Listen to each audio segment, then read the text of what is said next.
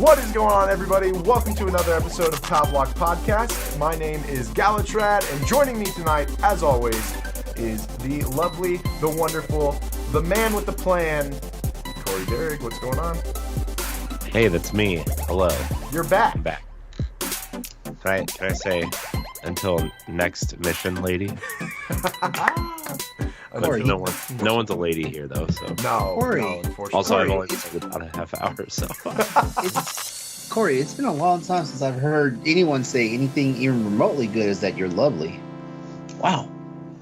I am lovely, thank you. And that lovely voice that you just heard was the man, the myth, the monster hunting legend, PC Master Race, and PlayStation extraordinaire, LeRon Dawkins. What's going on, man? What's poppin'? Hey. Okay, so Jacob, say what you will. That was a damn good intro. Say what you will. Had to come up with it on the fly. So I feel like we're all fired. Yeah. No. Ed, you're fired. No, Ed's great. I miss him, and I hope he comes back soon. Okay, you're unfired. Yeah, there you go. I saved you, Ed. Speaking of, just real quick, Ed won my giveaway. What? My 24-hour live stream giveaway. He actually won the giveaway. I tried. So he actually got a second copy of Metroid? Yeah, he's going to. I tried contacting him because I was like, I'm not sure if you would want this or not, or if you would want me to just redraw it. And he was at work, so I was like, I'm gonna make a judgment call and redraw it. And then if you decide that you do want another copy or something, let me know and I'll buy it for you. I'll buy it for you later. So I owe him a copy of Metroid Dread or something. But yeah, I was shocked. I was like, oh my god, I didn't expect that of all the people. Well, I need to check because one of the guys on the writing team has an extra copy of the collector's edition. Oh, dude, Ooh. nice. I'm still struggling to find those amiibo. How much? They've been flashing it. It's like, if you can find it at regular price, it's like $80 or $90. Yeah. Okay. Yeah. But the amiibo have been flashing in and out on Amazon all day. Also, they were up on GameStop while I was at work, and I had them in my cart, and I was about to purchase them, and then it was like, something went wrong, and then, you know. I had a brief moment during the Switch OLED announcement day where GameStop said it was available, but every time I clicked to add to cart, it never actually added. So even though it said that it was in stock. But anyways, yeah, we've all been hyped up and excited for Metroid Dread and the Switch OLED releasing this week.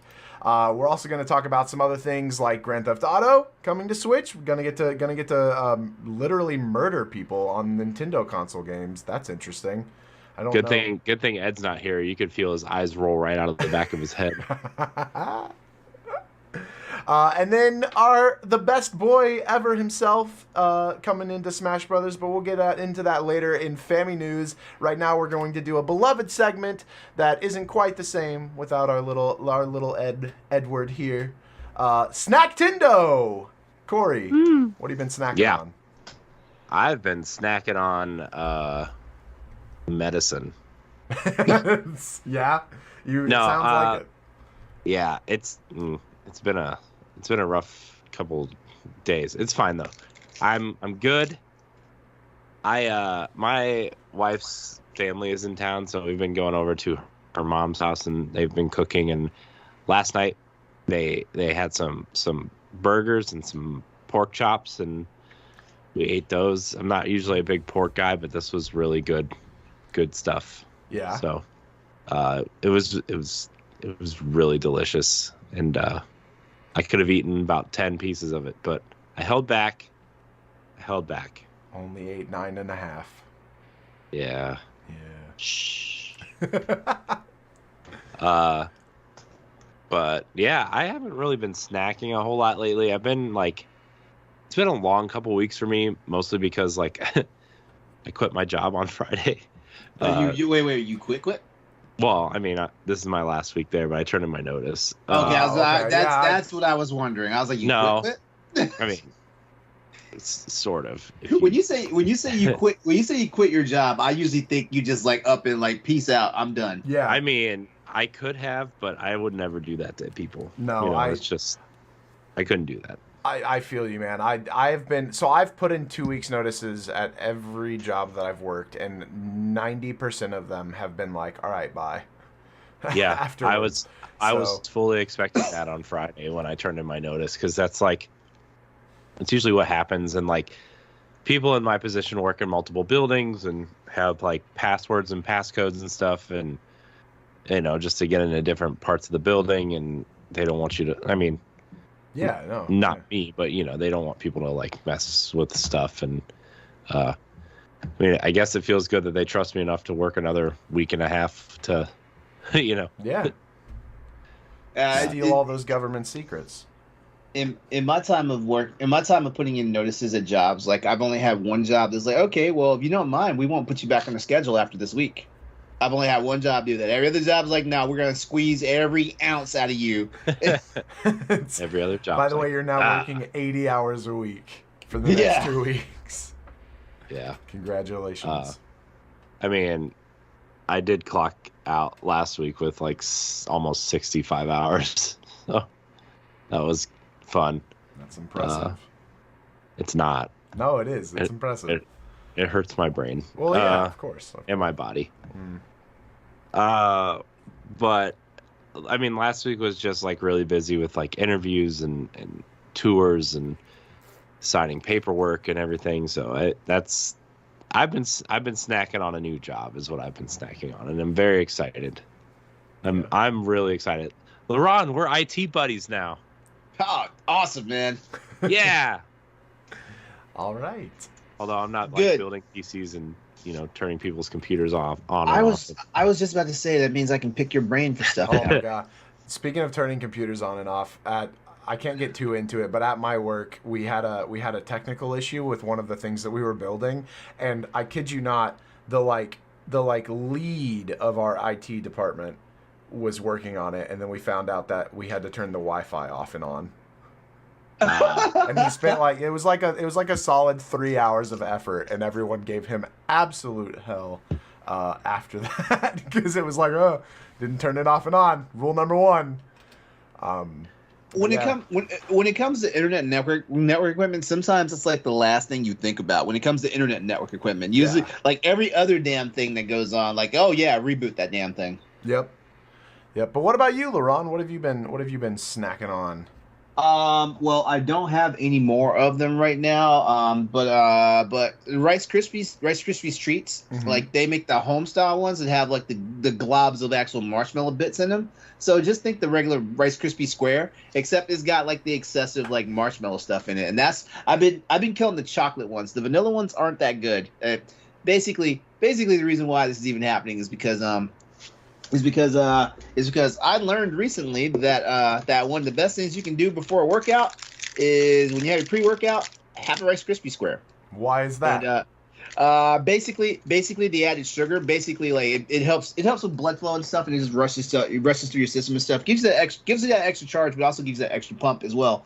And so what was happening was like I would buy a box of the Rice Krispie squares, and I would have one in the morning for my workout, and then I'd wind up snacking on them later throughout the day. And I was like, hold on, I need to separate the stash. So I went back to the store and I was like, I need something I can identify as this is the one to eat on by myself, and not for the workout. And I saw the home style ones. So I grabbed the box of the vanilla and I grabbed the box of the chocolate. The vanilla ones basically.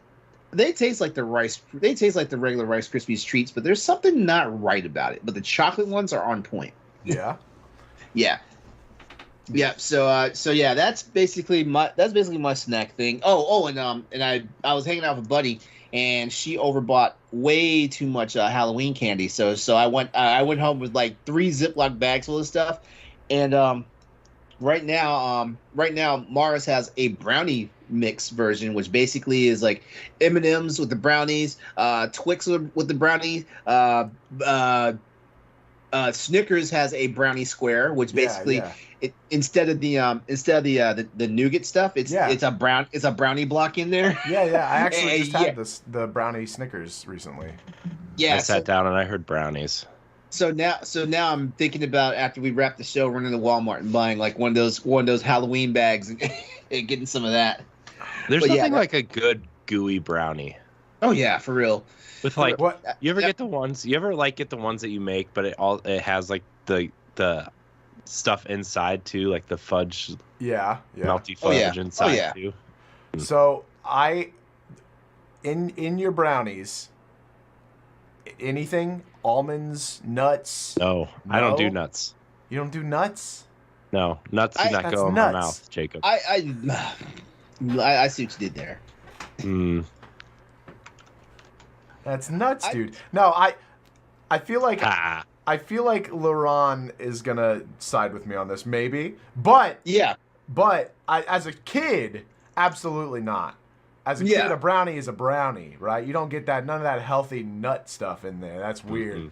Yeah. As an Here's my- adult, I here's do my like thing, I though. do like a good cosmic brownie though, yeah. with like the colorful chocolate chips on top. What's your thing, Here- LeRon? Here's my thing though. Like, do not go freaking ham on like the walnuts and pecans in your freaking in your when you're mixing your brownie batter. Like you know what? For every bowl of brownies that you make, maybe a half a cup to 3/4 cups of chopped nuts. Mhm. Like anything else is too excessive and it kills the overall appeal of the actual brownie itself. Absolutely. Yeah. No, you still need that ooey gooey goodness, but you Yeah, want a so- little bit of crunch in each bite too. Yeah, so Grandma Doris, I'm watching you. I'm watching you. I will throw your brownies straight in the trash. if the nut to chocolate ratio is off, like you're done. Jeez, poor Grandma Doris. LeBron's so mean. Hey, when you are the grandchild that get past the age of 40, you start getting some latitudes that you can do and say to your older generation. You gotta know when and where to sass them. Yeah. Well, Like I mean because like the last thing you want to hear is that like they're gonna climb on a chair and whack you with a spoon or something like that. That's when you've gone too far. any other snack tendos from you, LeRon? Anything else you've been watching? Did you ever finish? I mean, I'm sure you did, but did you finish the Rainbow Twizzler bucket you got? Oh God, yes. Yeah. The one thing I will say about the Rainbow Twizzler bucket is like at least that gives me a little bit of self restraint because it's 105 straws, right?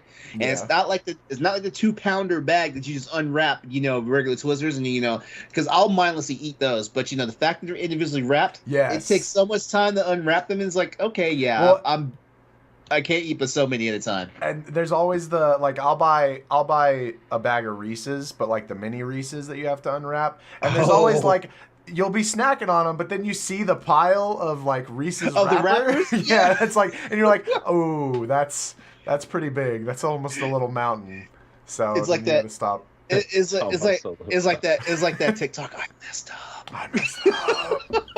Oh, I messed up. Well, very fun. Weirdly enough, I also had a Rice Krispie as my snack tendo. There's a couple people at work that love to bake, and they often bring in all sorts of different desserts and breads and just food in general. And today, when I walked in, there was a Rice Krispie ball. It was a bunch of them, Oh. but it had like apple cider powder on it, and it was just really big marshmallows. And they weren't actually. It wasn't actually Rice Krispies. It was what did she say? It was like almost like an animal cracker that she crunched up, and then soaked and then baked, so that they'd be kind of crispy like. And but man, that thing was so good. I ended up going back for a second one because it was very difficult to eat because like the Rice Krispie square is perfect. You can you eat it like a little sandwich, right? Like it's very easy to get in your mouth. But this thing is like just imagine Rice Krispie apple that's all gooey and sticky, and you're trying to like bite into it. and it Okay, I see. I see what's happening. They were in the spirit of like the Halloween Yes, thing, like yeah, like yeah. candied apples, except those Rice Krispies. Exactly. I could dig it. I think I'd want to try one. Oh man, they were so good. I have to get the recipe from her because that was delicious. I love Rice Krispie treats a lot, but I don't get them a whole lot because I just kind of don't think about it. They're usually in the aisle that's like, they're not, at least for me in Texas, they're not ever in like the regular snack aisle. They're always in like the kids snacks aisle. And I usually just don't even walk down that aisle because I'm like, no, I'm an adult. I don't need this stuff. But man, I sure as heck do. All right. Well, that was Snacktindo. A lot, maybe quicker without Ed. I'm not sure, but Ed didn't have a whole bunch to bring to us today. Let's be fair. Anytime we ask Ed to bring a list of something, he delivers. He brings the buffet. He does. For better or for worse, he delivers. He absolutely delivers. Just like we're not sponsored by anybody, but you could be. We could. If a food place would sponsor us for Snacktindo, we could talk about delivery. That'd be great. Listen, if Oreo wants to sponsor this show, I will eat every single Oreo on stream. We'll do one time. An eat the Oreo.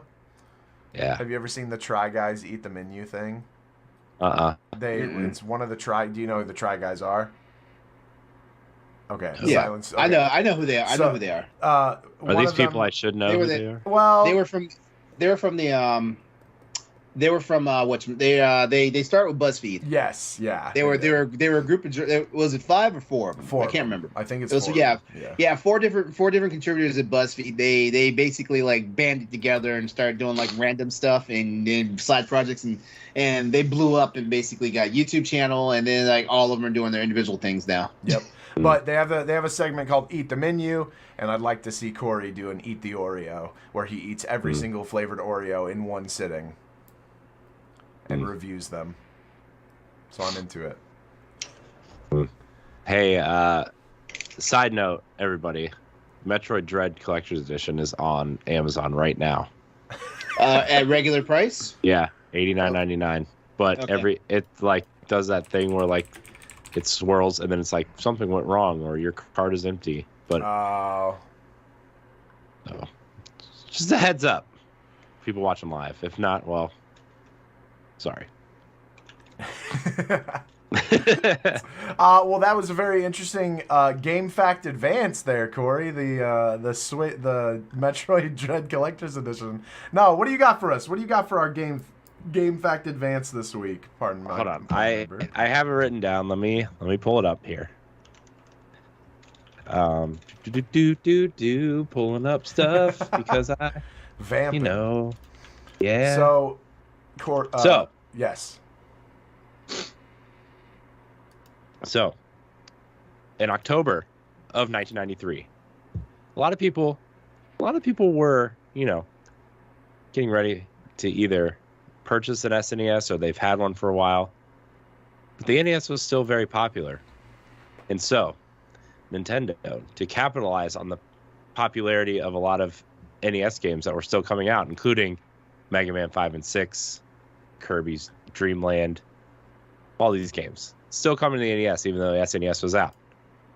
They decided to redesign the NES, called the NES 101, or the new NES, is a top-loading model with a dog bone-shaped controller, similar to the Super Nintendo controller.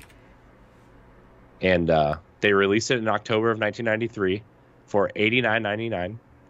And it came with 2 controllers. It played all of your NES games. It came with the cleaner ports, cleaner reset button, cleaner power button, top-loading Nintendo. And it was only printed for about 18 months or so, because then the Super Nintendo took off, and then people were talking about the Ultra 64. And so,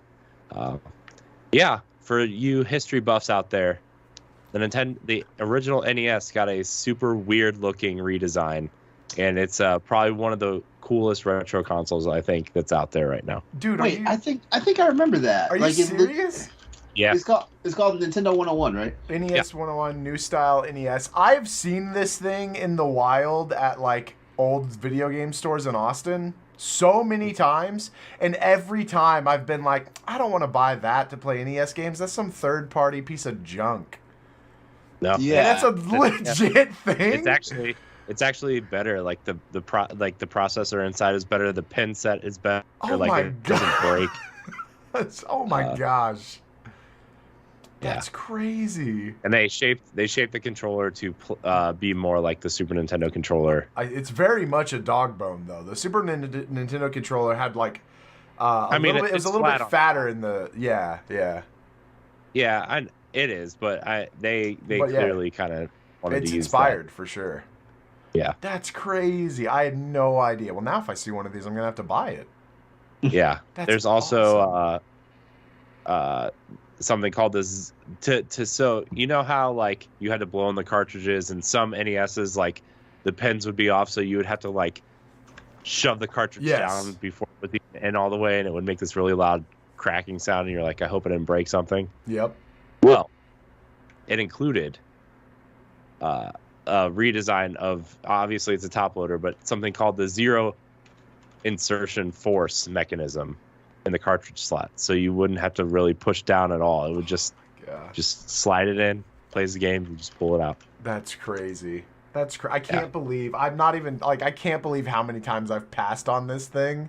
I was looking it up when you mentioned it and thinking that like, oh, this is just some like junk Mad Catz thing. Oh my god, that's crazy. You said you delivered, Corey. Oh my god, you were saying this one's gonna be awesome, and that is amazing. A lot of people know about the Super Nintendo redesign, but a lot of people don't know about the NES redesign. So I'm gonna There's your Game Fact Ants for the week. What? Have you never seen that Super Nintendo redesign? I got my consoles, and then that was all I ever had. And then like, dude, the Super Nintendo redesign is so much cooler than the one that people know. Oh my god, dude! I love the Super Nintendo. This is amazing. They brought like what? Why didn't they do this redesign? They brought it back for the Wii. They had that redesigned Wii that I think is like all black and red, and it's a top loading Wii. Really odd. Jeez, man. I love the Super Nintendo redesign. Yeah, that's slick. It's all curved and sexy. Yeah. Yeah, it doesn't turn yellow either. Yeah. Do you know why that happens? Yeah, because the stuff they put on it to protect it from it's like the fireproof spray that they put on the plastic. It oxidizes. Yeah. So that's why my Super Nintendo is in a box downstairs. Yep. Apparently there's a way that you can clean that, but it's pretty detailed. So yeah, I'd rather just keep it in a bag in a box and never take it out again. Fair. Until I get a glass, display case for all my consoles someday. Someday.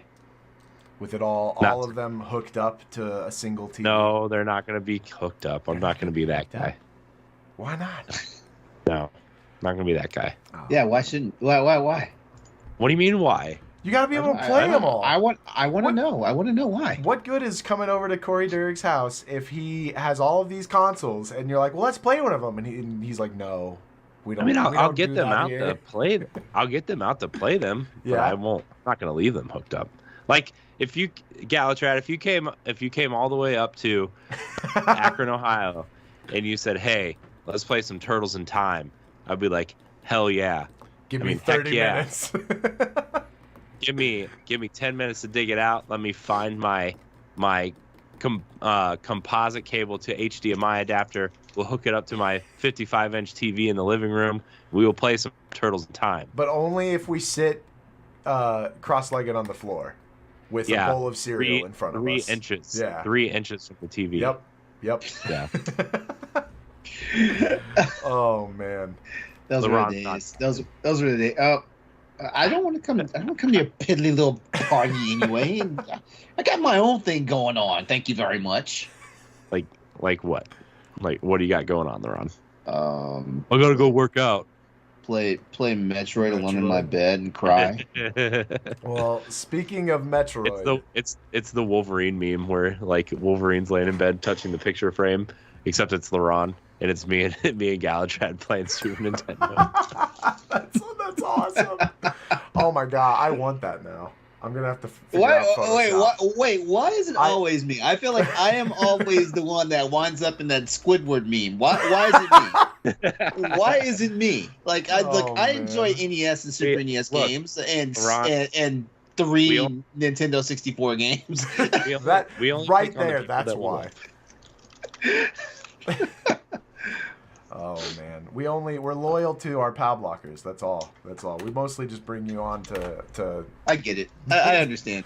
And we have to it's the same reason you bring me on at Crossroads. You just make fun of me the whole time, and then me and Austin start talking about something totally different. Wait, what are you talking about? Well, speaking of talking about something totally different, let's move into Family News, where we just recently, today, in fact, learned from Capcom themselves that Monster Hunter Rise, which will be coming to PC, will not have cross-play or cross-save support with the Nintendo Switch version. LeRon, as our resident PC expert and monster hunting extraordinaire, how do you feel? To quote one of those housewives, this ain't it, honey. this ain't it, girl. I you know what? I feel like a sucker because like if anyone remembers, like I basically like shoved that entire survey. I threw the link at everybody in the chat, and I was like, "Hey, Capcom's talking about the possibility of cross save and cross play for Monster Hunter Rise. Please just fill this out for me." and apparently, I don't know. Like I don't want to cast aspersions on Capcom, but maybe, just maybe, the response was way more than they expected. But here's what I know for sure. Like Dan and I had a conversation about this because Dan was Dan, you know your buddy Dan from Pow Block. Yep. Like he was excited about the prospect of it too. But when he found out that like every previous Monster Hunter game did not have this either, he was like, man, he's like what's taking them so long? And then so when this survey comes out and 3 of the questions are geared towards the crossplay or cross saves, we're like, this is the one. This is going to be it, you know, and especially with the development cycle, because like if you look at how they did Monster Hunter World for PlayStation 4 and Xbox One, and then the PC version came out, there wasn't that either, and also that game had a staggered launch, PC version got it like 9 months later, and then the update schedule was out of sync for everybody. Well, actually, PC players were behind on the updates while everybody else was getting the updates. So, and it was one of the biggest things that people actually were, I'm not going to say complained about, but it was one of the things that basically, like, gamers expressed concern. They're like, hey, like, could we at least, because, like, for example, for me, like, I sank over 700 hours in the PS4 version of Monster Hunter before World came out on PC. Luckily for me, like, you know, it only took me like 180 hours to get back to the same status that my other character was. You know, like I still haven't surpassed my character's hunter rank from the PS4 version, but at the same time, you know, like I did all the work in significantly less time and actually got a better character in the long run. But you know, like some people just would like to not have to start their games over every single time, especially when it's the same exact game. Yeah.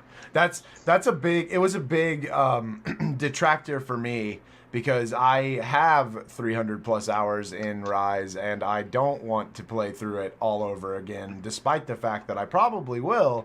But I just, you know, there's something about like bringing the same one character with you through everything. Yeah. And yes. I would have very much liked to have moved it over to the PC, where it's going to run so much better, be a lot more graphically intensive, have a much smoother frame rate.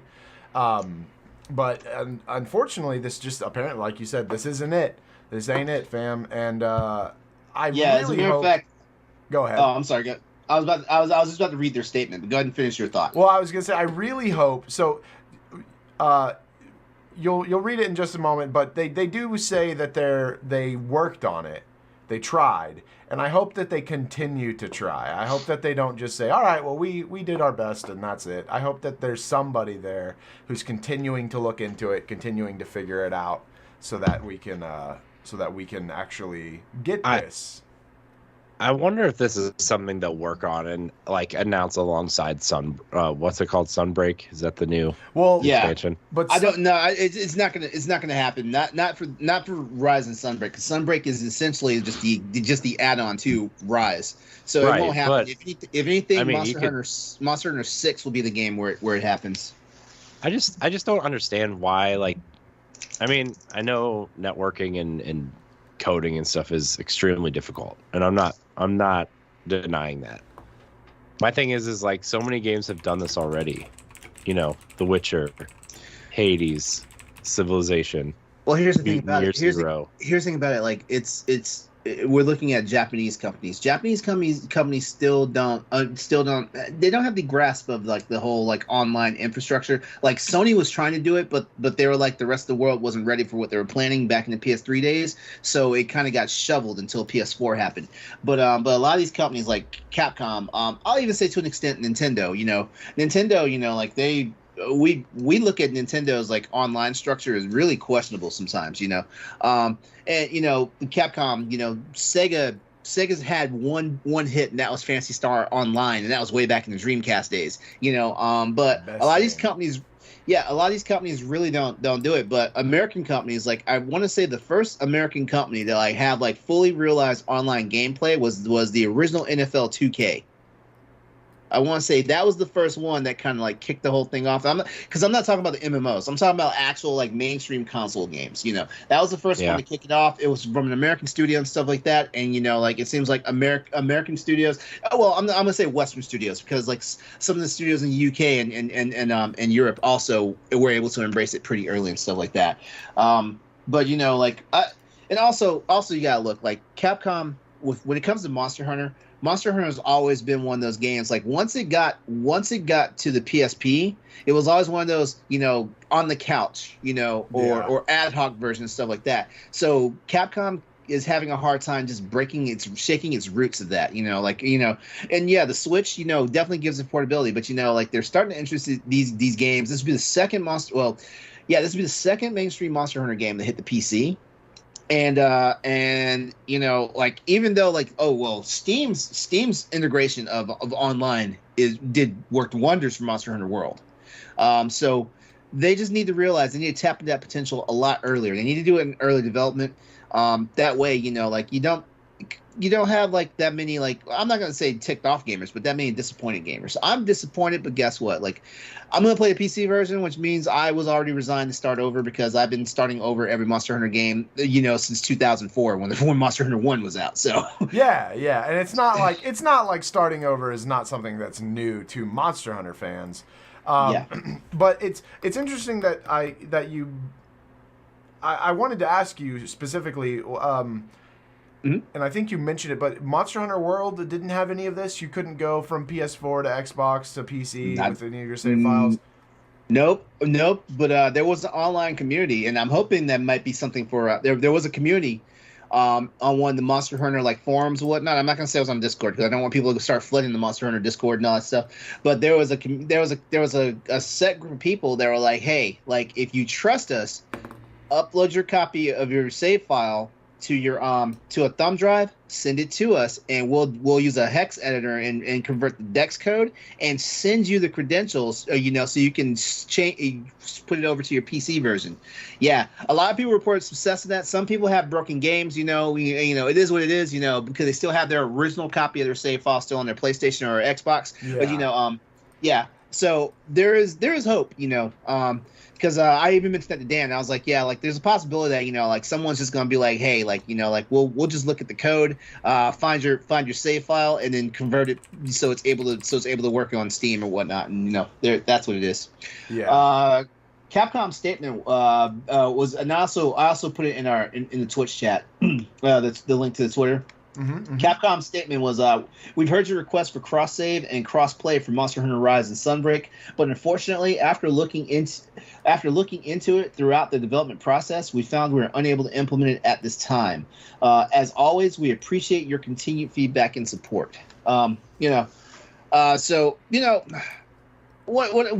I know for sure, like when when the new producer took over, Ryozo, I think it's Sakamoto, when he took over for Monster Hunter, because he took over for Monster Hunter during Monster Hunter 4. Yeah. When he took over for Monster Hunter, like he definitely had an outlook for like what can bring the community together and stuff like that. He's a hell of a producer, which is why he was the I want to say he was a temporary boss for Street Fighter when Yoshinori Ono stepped down. But yeah, like that was so that was a thing. Okay. Well, I don't know, man. It's kind of a weird thing for me because like it's almost like cross save and cross play has become the new will this game have multiplayer?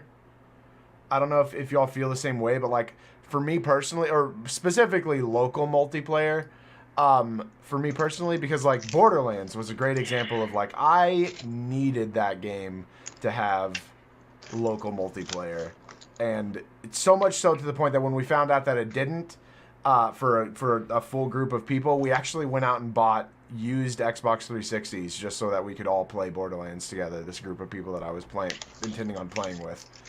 Borderlands doesn't have local multiplayer? I believe it has 2-player split screen, but that's it.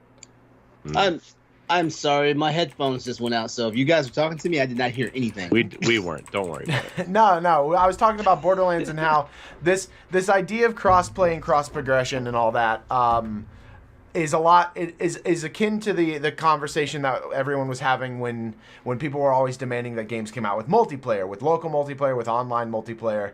And we are still somewhat having that conversation a lot, especially with Nintendo.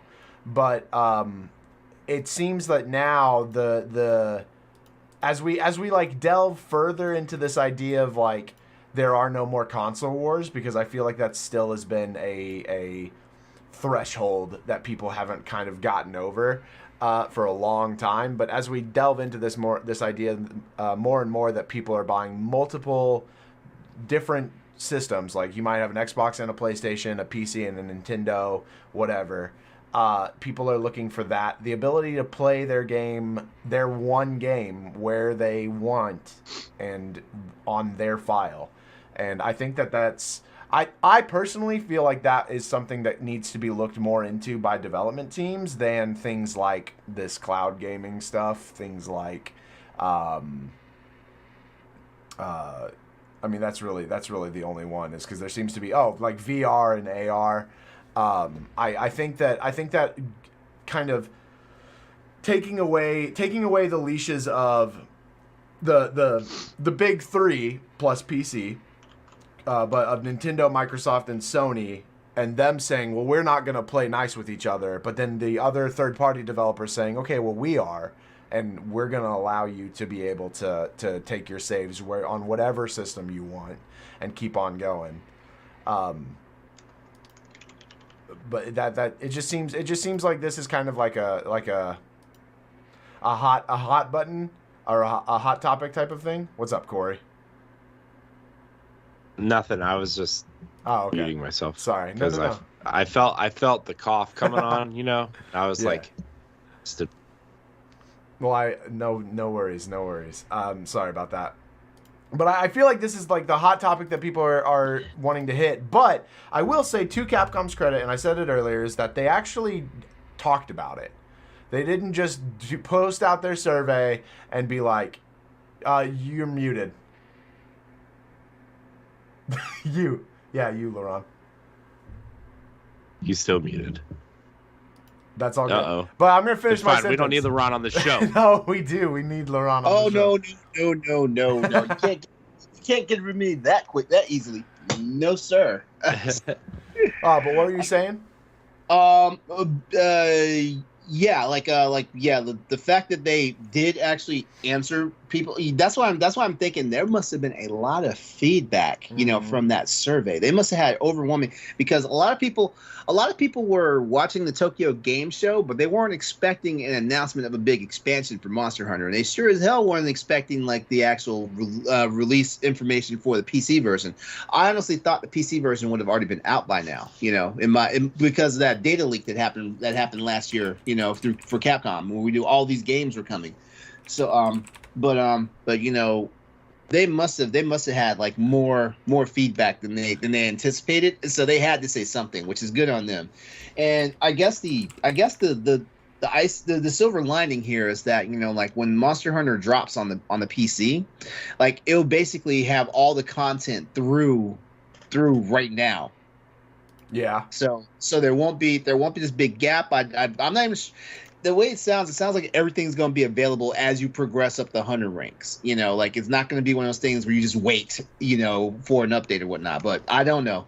The way it looked like from the Tokyo Game Show is that hey, like all the content that's available up through November of this year will be available on the PC version as soon as it comes out. Which we get a demo on Wednesday this week. Nice. Oh, we do. Yeah, we get a PC demo this week. I will have to check that out. But yeah, so unfortunate news from Monster Hunter, or from Capcom about Monster Hunter Rise. Still looking forward to Sunbreak though. That's going to be an excellent expansion. Another quote unquote expansion that got announced last week was the expansion of the Final Fighter into Smash Bros. Ultimate, which is Sora from Kingdom Hearts. Yes. Oh my God. Ed owes me a pizza. Were y'all cheering? I had to watch this at work, and I was sitting at my desk in my office, and I actually like had to remind myself that I was at work because I started getting so hyped up about it and loud. That's funny. I'm not gonna say I cheered for it, but I was shocked. Yeah. I was shocked. I wasn't ready for a Kingdom Hearts character to come to Smash, and I definitely wasn't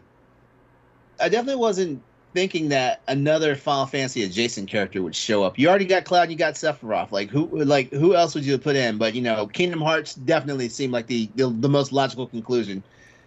Well, so apparently Sora was the most requested character in their poll that they did during the Wii U days, the Wii U 3DS Smash Brothers game.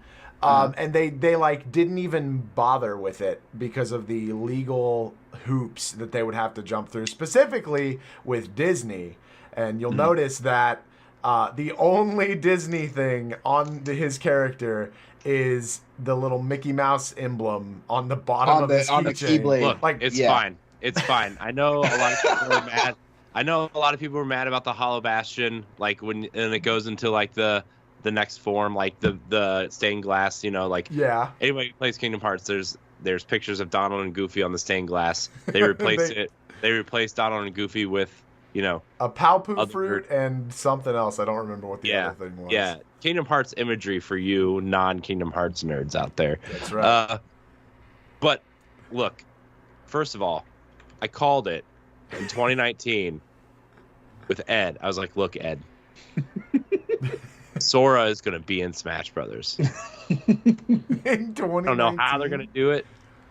To be fair, I was half kidding, but like Sora, the two characters I wanted most in Super Smash Brothers were Sora and Shovel Knight.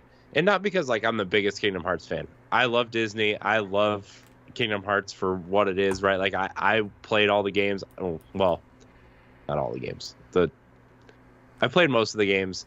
I enjoy that series because it's weird and stupid and fun. I just thought Sora would be like the perfect character for Smash, right? Like he's just, I mean, Kingdom Hearts has lived on Nintendo's handheld consoles forever, right? 358 over 2 days. You know, Dream Drop Distance, Recoded, Chain of Memories, right? So Sora is a perfect fit.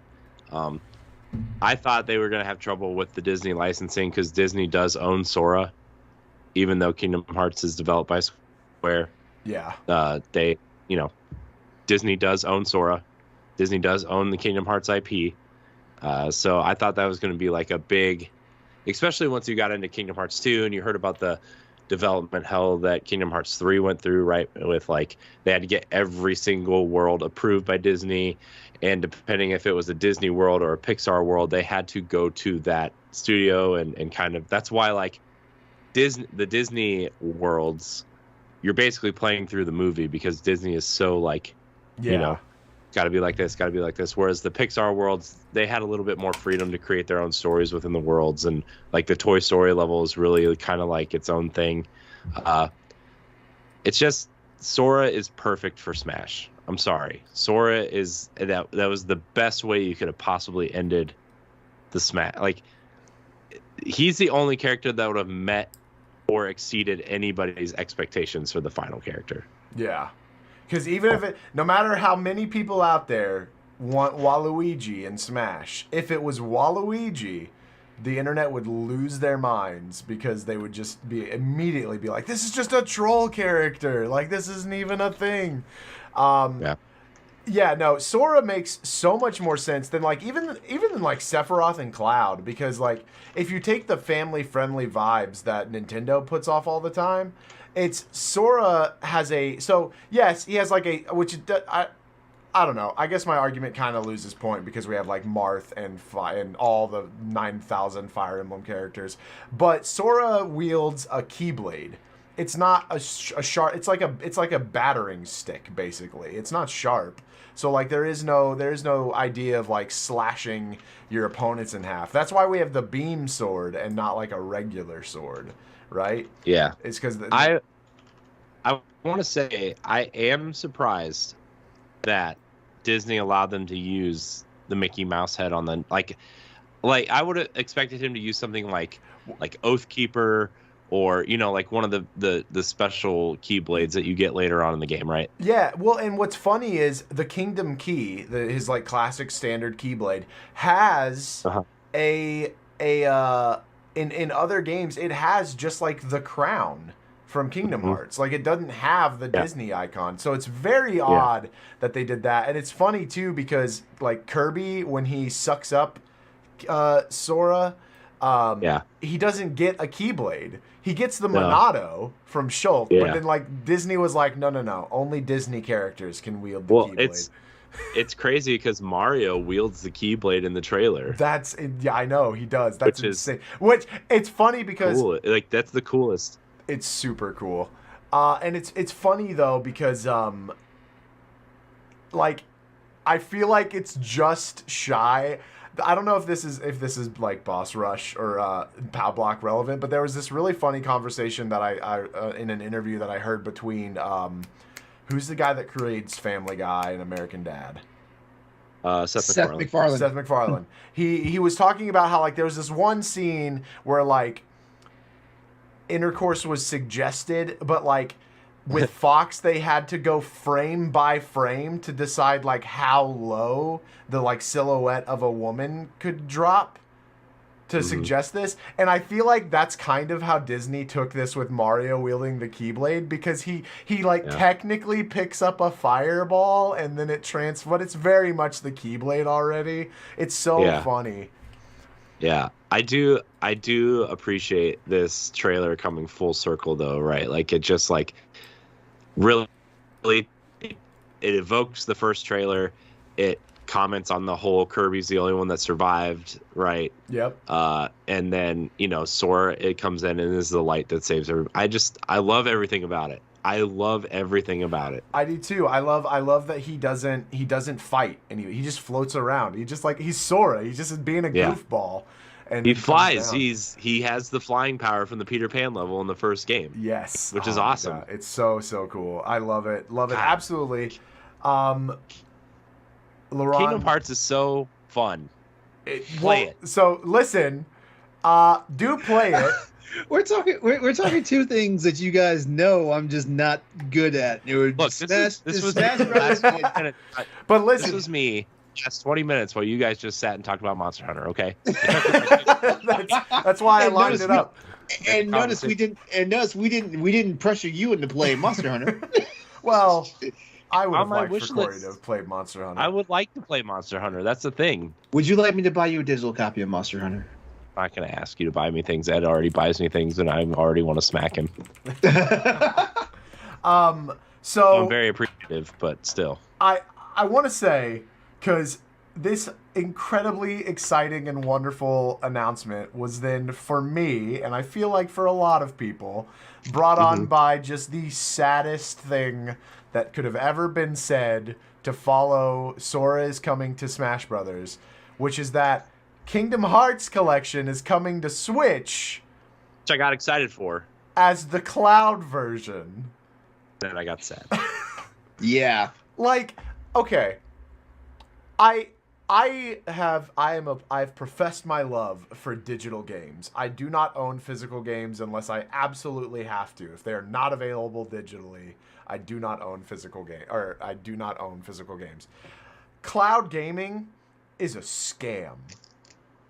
Not only is it just a scam of like, you don't own what you buy. I at least own my digital games. If Nintendo shuts off their servers, the only games that I won't be able to play, which physical game players won't be able to do either, are ones that will require online. Yeah. Everything else that is on my SD card, I will be able to play. You cannot do that with cloud gaming. And on the Switch, of all things, the game system that is made to be taken away from Wi-Fi, away from the house, away from the world, and just enjoy your own little pocket of gaming, has cloud games on it. And it's Kingdom Hearts isn't the first one, but like that. But Kingdom Hearts is like a really terrible offense to it, because like Kingdom Hearts 1 and 2 are PS2 games. Chain of Memories is a Game Boy Advance game. Half of those games are 3DS or DS games. Like, if The Witcher 3 can run on the Switch, the only without a cloud version. Yeah. The only one I understand, which yes, it's a poor explanation, but Kingdom Hearts 3, I get, right? Runs on PS4, Xbox One. Even Kingdom Hearts 3 is like a stretch in my opinion. Because Unreal Engine 4 is super scalable to the Switch, right? Especially in the way that they use it for Kingdom Hearts. I would have totally accepted Kingdom Hearts 3 being the only cloud one. I would have also accepted Kingdom Hearts 3 being like, hey, it's Kingdom Hearts 3, you get the story, you get the characters, you get the fun, but like everything's dialed back by like 9.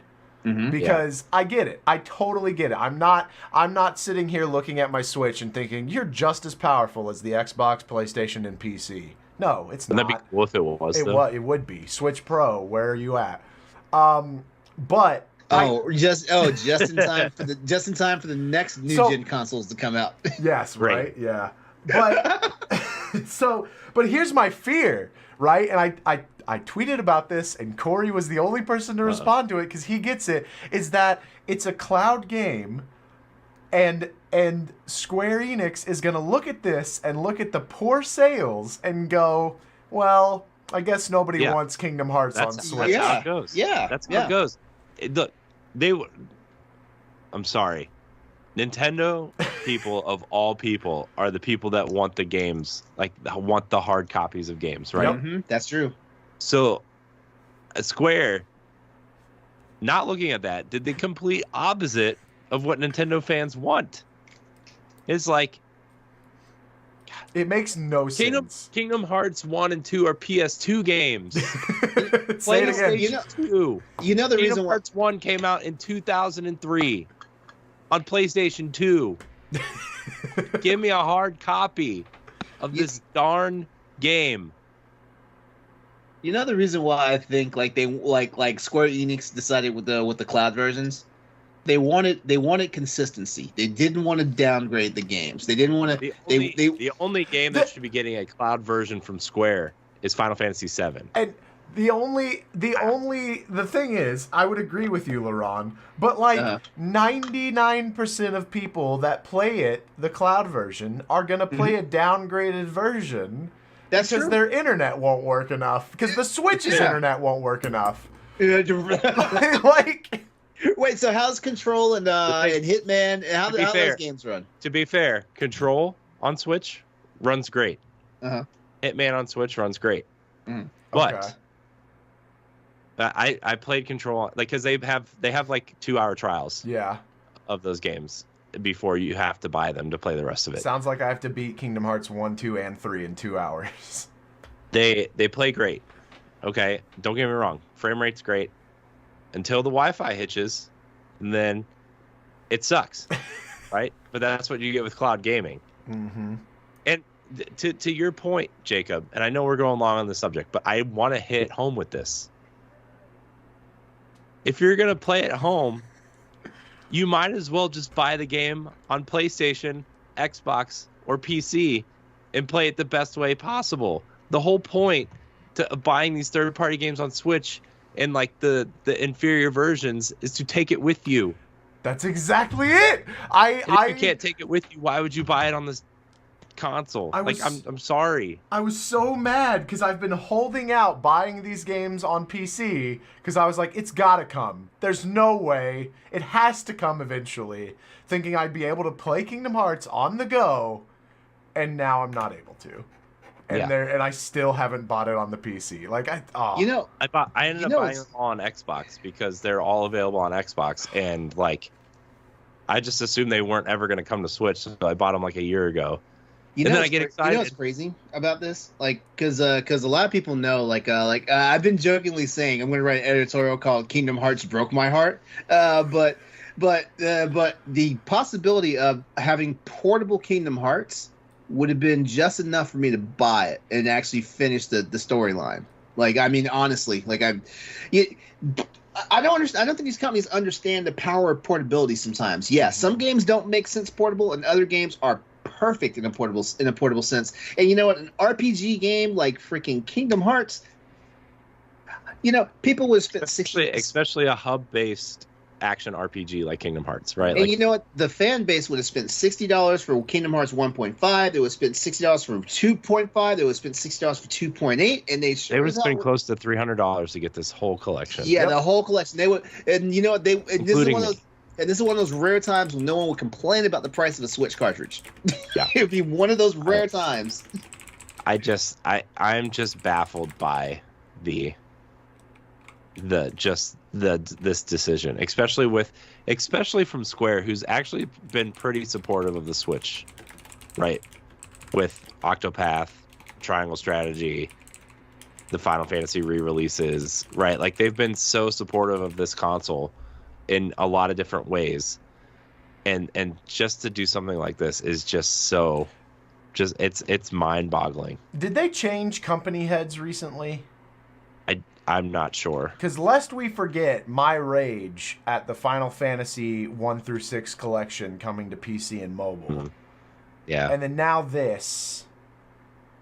You guys are going to get that Final Fantasy collection on Switch. I know you are. I don't care anymore. I felt such a big disturbance from Jacob's direction when that Final Fantasy collection got announced.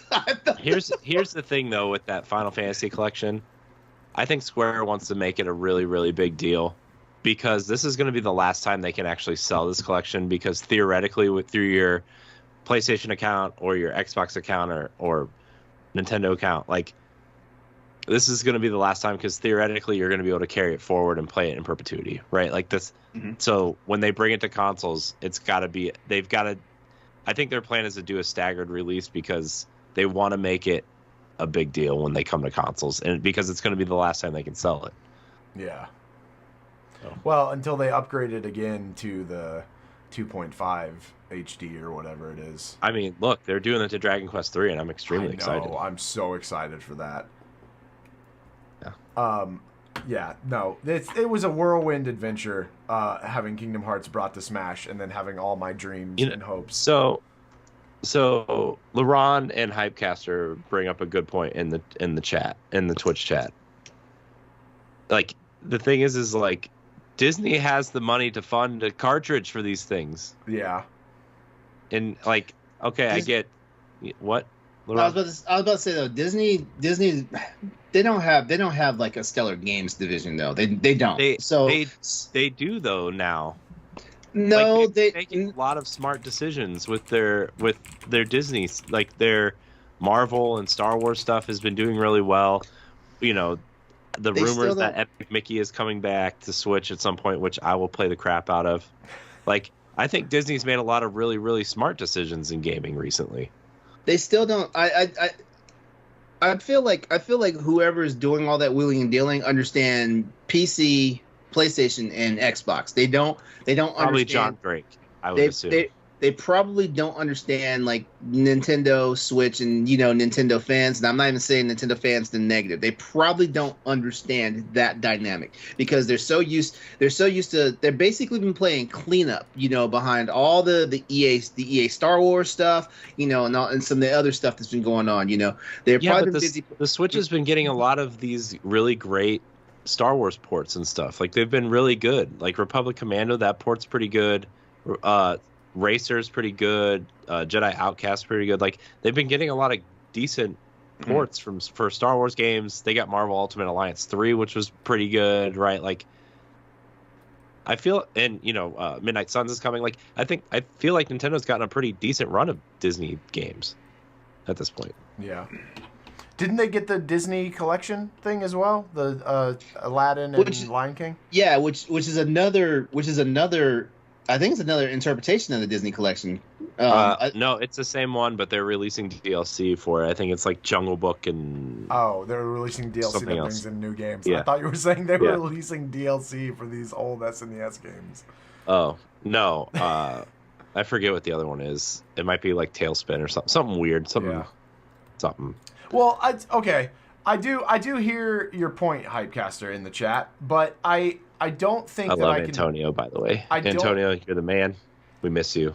Come on something sometime soon, please. Thank you. For sure.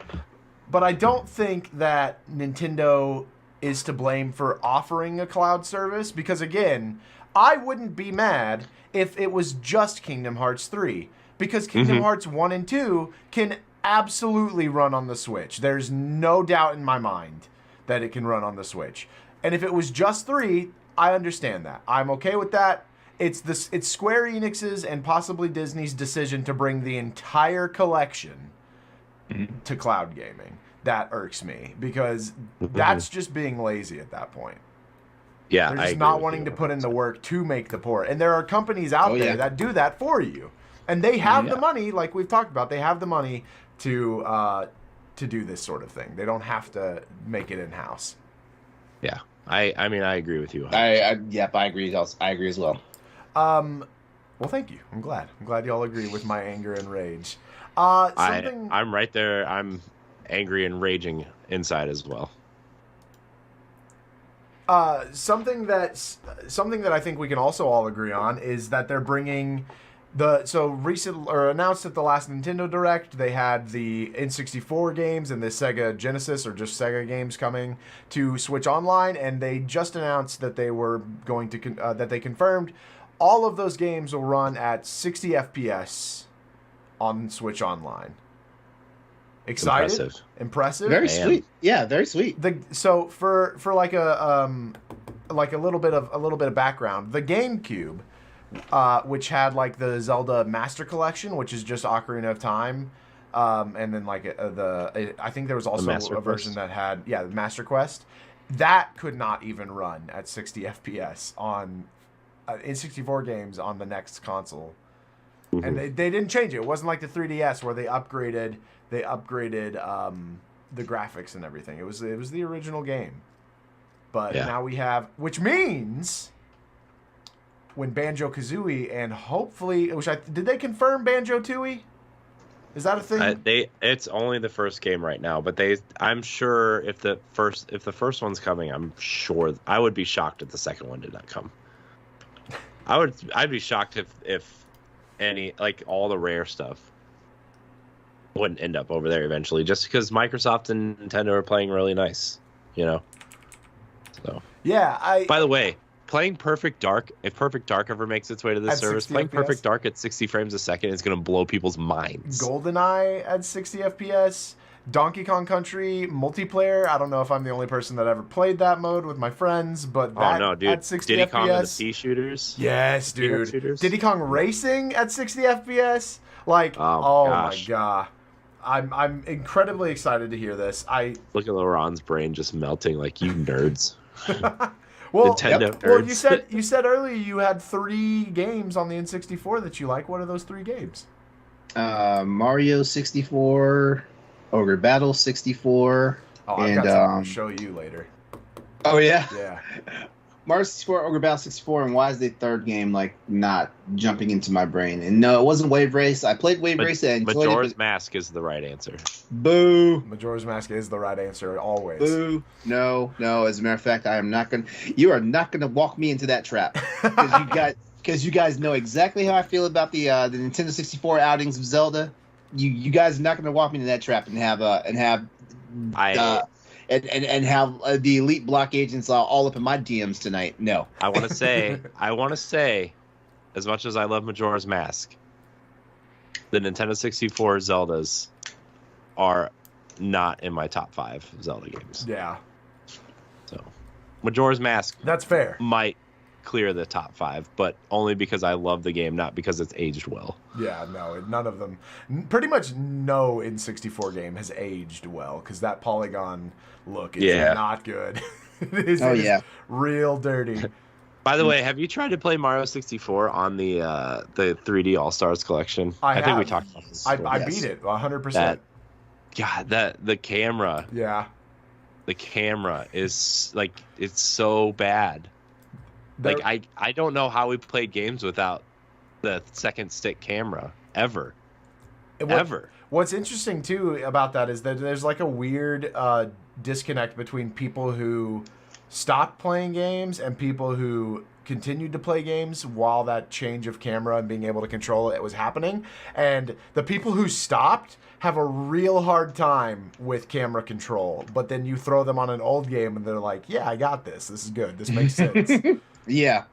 It's very strange. I think it's just the way our brains just translate, like the current tech versus like the old school stuff. Like it's like muscle memory, for the old stuff, but it's not the same. It's like I don't know, sequence breaking, in Metroid when it comes to like new stuff. Yeah. Yes. Notice I'm full of Metroid puns tonight. Well, speaking of Metroid, we did this week also get the Metroid Dread release and the Switch OLED, which I just realized those two things rhyme. Very good job, Nintendo, there. But Metroid Dread, it's been blowing up everywhere for all sorts of different reasons. Sometimes good, sometimes bad, but not necessarily on Metroid's part. Guys, I think we did want to. Do y'all have any words about Grand Theft Auto coming to Nintendo Switch? Neat. I might play Vice City. Yeah, I was thinking this. I was thinking the same thing. So, I'm glad. I'm glad it's the three of us on the show tonight, and not Ed on this. Not Ed being joined by Ed, because we could have. We would have already heard like the haterade. No, Ed, I know you're listening, and I know I love you. Okay, but if I have to hear about how much you hate Grand Theft Auto one more time, he's gonna have 5 stars. Rip the rest of my hair out. I almost feel like it's an irrational hatred too. I don't feel like it's really based in anything like tangible. No, I agree with his criticisms. I do. I've just been hearing it for 6 years. I'm tired, LeRon. Why are you saying like I'm tired? Have you met Ed? Are you not tired? I haven't met him in person, but yeah, I've met him. Oh man. Just for those wondering, Grand Theft Auto Trilogy will include GTA 3, GTA Vice City, and GTA San Andreas.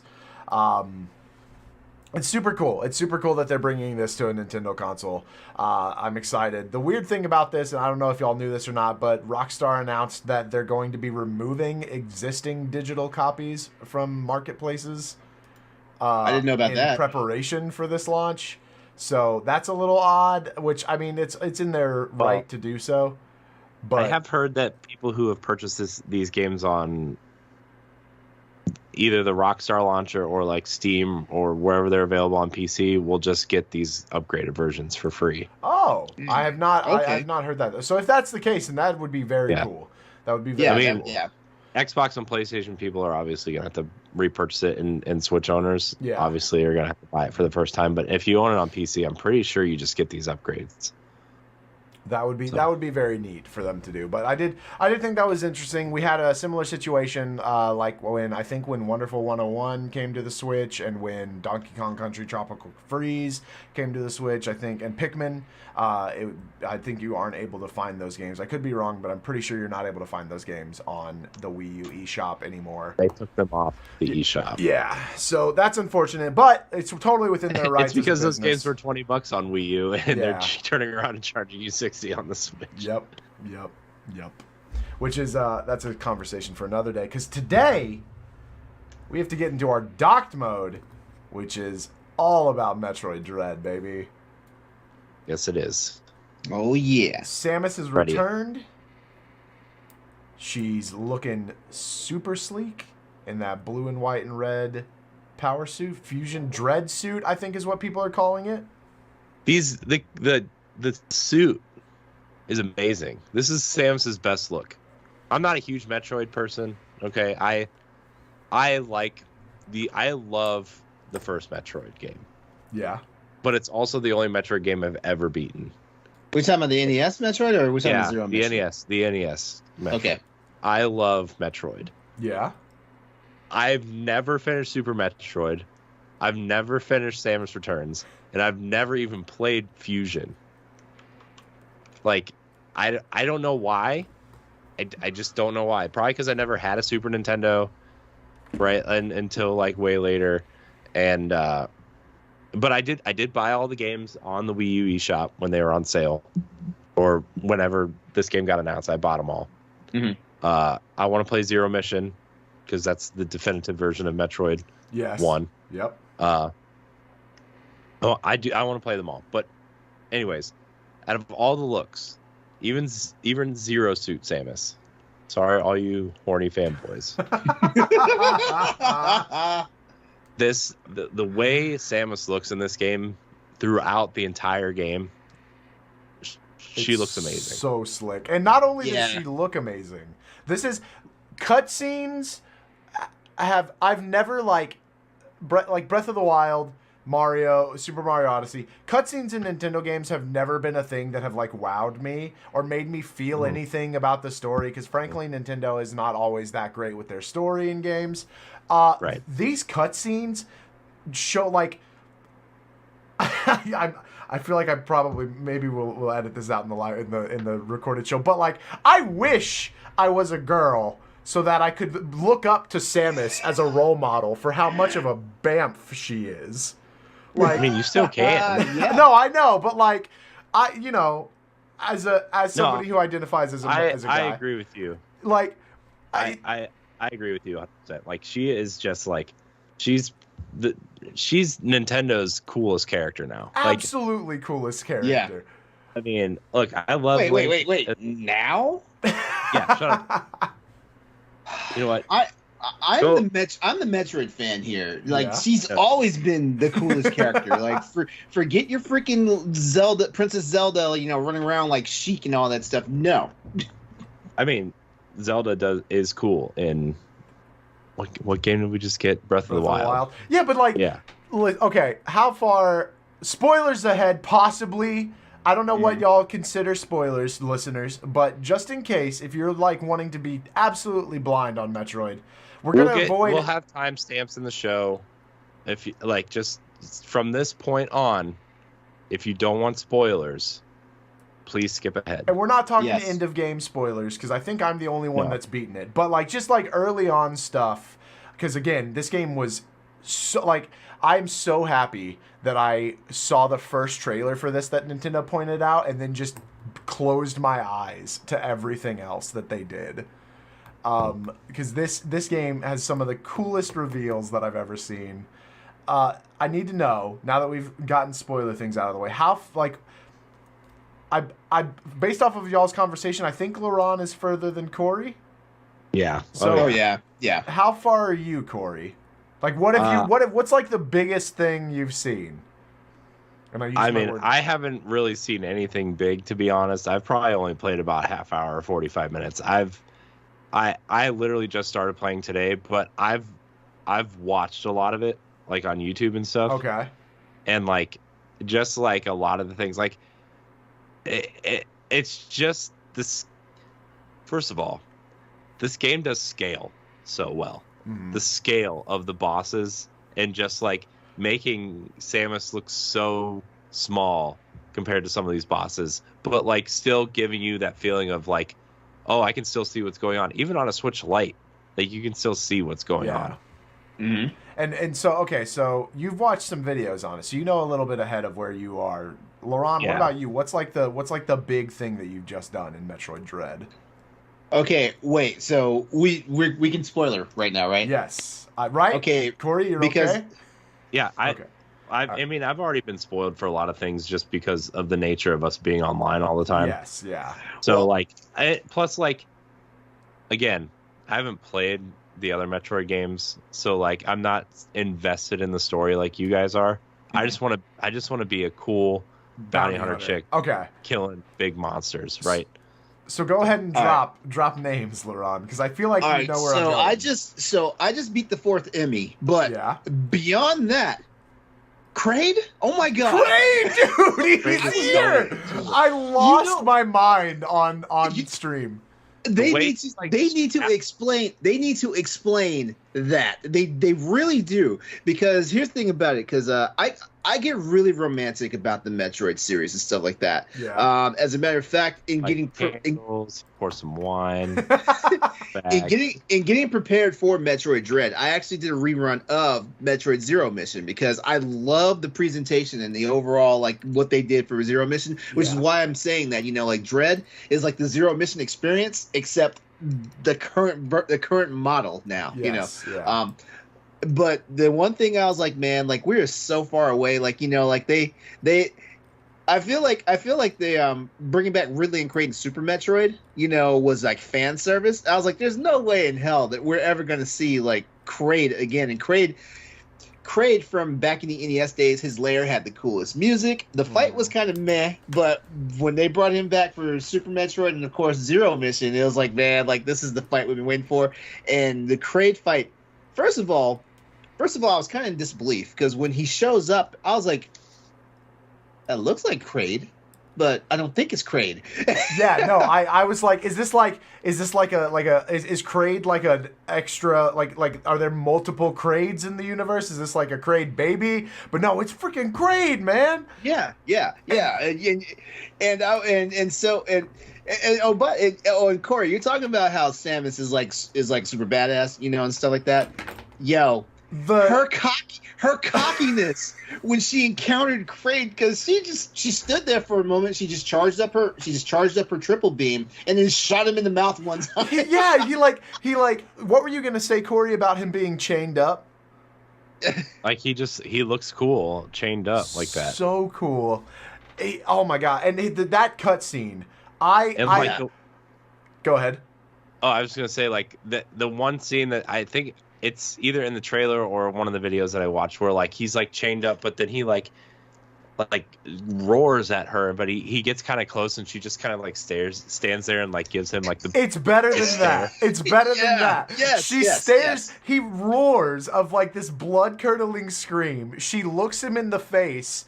Open mouth right in front of her, raises her arm and just full shots right into his mouth. Like right into his totally no pose, no anything. Just kind of like, get out of here. And then at the end, when he fires off that last blast from his belly, and she just kind of sidesteps it. Oh my god, dude! Samus is so freaking cool. Oh my god! Yeah, but and then it's like wait, this is the same chick that was running from those robots like 2 seconds ago. I know.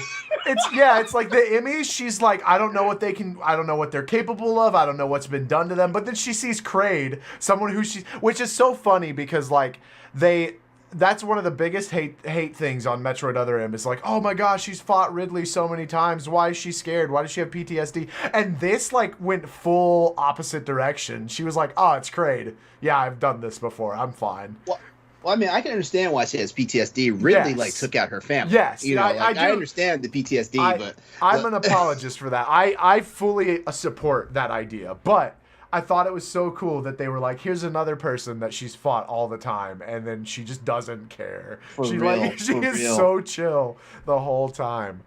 Yeah. So that's my thing. I just couldn't believe it. I just couldn't believe it. And you know what? If I didn't play any more Metroid Dread right now, like I'm happy for the fact that we got another encounter with Kraid. I feel like this is the last trick they can do, unless they're just clones of them all over the place, which means we'll see probably Meta Ridley again and all that stuff. But I think I'm about halfway through the game because I know for sure I'm on my way to getting the ice beam and the gravity suit. But one thing you're probably about halfway. You're probably about halfway. One thing I will say that's kind of irking me about this game is, like I said, I just got through playing Zero Mission right before this game came out. I missed the waypoint system that Zero Mission introduced because Zero Mission and Fusion had a waypoint system where basically it told you where you need to go to get to your next objective, even though you could still run around and do your own thing as long as you could get past doors and stuff like that. But this game is not being nice. Do you think they did that because, I mean, not that I know because I'm not far enough, but I feel like a lot of people have said that this game is way more linear than the other ones. At least it is, and it isn't. It's as linear as you choose it to be. Yeah. Right? Like I fully expect there to, you know what, while I'm talking, I really think that the speedrun community is going to absolutely just eat this game alive and produce some incredible runs of it. But like, I would not be surprised if this game is already in like the early like 3 to 4 hour, maybe even less than 3 hour runtime, just because of how linear it can be if you choose to do so. There's a lot of option to go back and keep exploring and go off and see side rooms and things like that. And I want to say also that to your point, LeRon, the lack of waypoints, I think that comes down to the fact that like Nintendo should have put our own David Lasby, our editor-in-chief, talked about how he wishes that there was an easier mode, and not necessarily for him, but for his kids. And they need options. They need choices to say, I'd like waypoints on, off. I'd like to be able to save anywhere I want, on, off. All of this sort of thing. They need options to allow for a more streamlined experience if you so choose.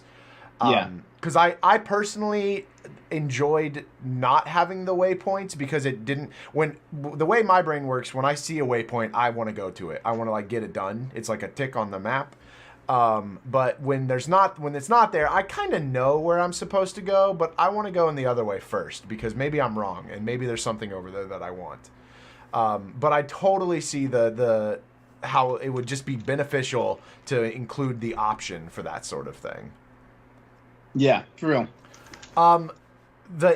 So y'all's first Emmy encounters, Corey, have you had your first Emmy encounter? I mean, that isn't the broken down one? Yeah, just besides that one. That one, like, I didn't really understand what to do at first at that one. Like, I was just like, well, it's chasing me. Do I need to, like, counter it? Do I need to just, like, run away? But then when I ran away, I got to that other door that I came from, and I was like, well, it's locked. I can't go up this tube yet. What do I do? And, it just, like, that got kind of, like, a little bit frustrating. But other than that, like, I haven't gotten to, like, a real first Emmy yet. Yeah. I know, LeRon, you've been having a little bit of anger issues with the Emmy.